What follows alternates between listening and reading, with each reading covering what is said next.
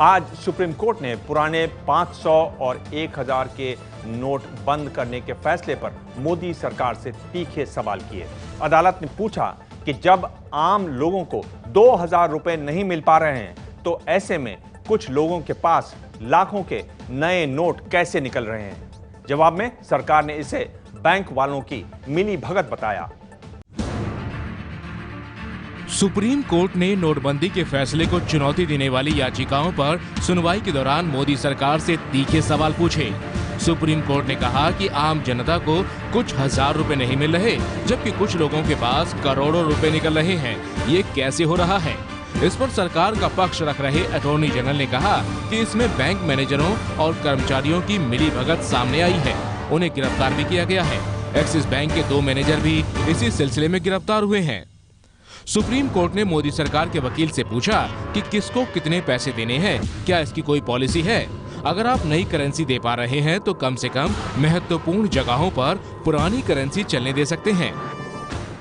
Supreme court में आज हुई सुनवाई के दौरान इस बात का मुद्दा भी उठा कि आखिर सरकार ने सरकारी अस्पताल और रेलवे स्टेशन जैसी महत्वपूर्ण जगहों पर 500 के पुराने नोट जो अभी तक चलते आ रहे थे उनको बंद करने का फैसला क्यों लिया। गौरतलब है कि आज आधी रात से इन जगहों पर भी 500 के पुराने नोट चलना बंद हो जाएंगे। सरकार ने जवाब देते हुए कहा कि पिछले 1 महीने की तुलना में अब हालात काफ़ी हद तक सुधर रहे हैं, तो ऐसे में आखिर नोटबंदी में जिन नोटों को बंद कर दिया गया है उनको अब चलाने की ज़रूरत ही क्या है। केंद्र की तरफ से अटॉर्नी जनरल ने कहा है कि सिर्फ 14 दिनों की बात है, उसके बाद हालात जल्द ही सामान्य हो जाएंगे। 70 साल की समस्या को खत्म करने में 70 दिन तो लगेंगे ही। सरकार देख रही है कि कोऑपरेटिव बैंक किस तरह पैसे जमा करें। इस बारे में जल्द ही नोटिफिकेशन जारी होगा। सरकार को कोऑपरेटिव बैंकों में कालाधन आने का शक था, इसी वजह से उसमें लेन देन रोका गया था। बाजार में अब तक 5 लाख करोड़ की नई करेंसी आ चुकी है। 100 रुपए और उससे कम मूल्य वाले 2.5 लाख करोड़ के नोट पहले से मौजूद हैं। इस तरह बाजार में 7.5 लाख करोड़ रुपए की वैध करेंसी मौजूद है।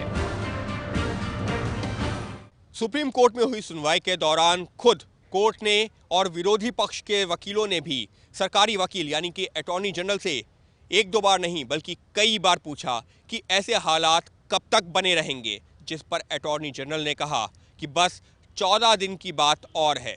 14 दिन बाद लोगों की परेशानियां खत्म होनी शुरू हो जाएंगी।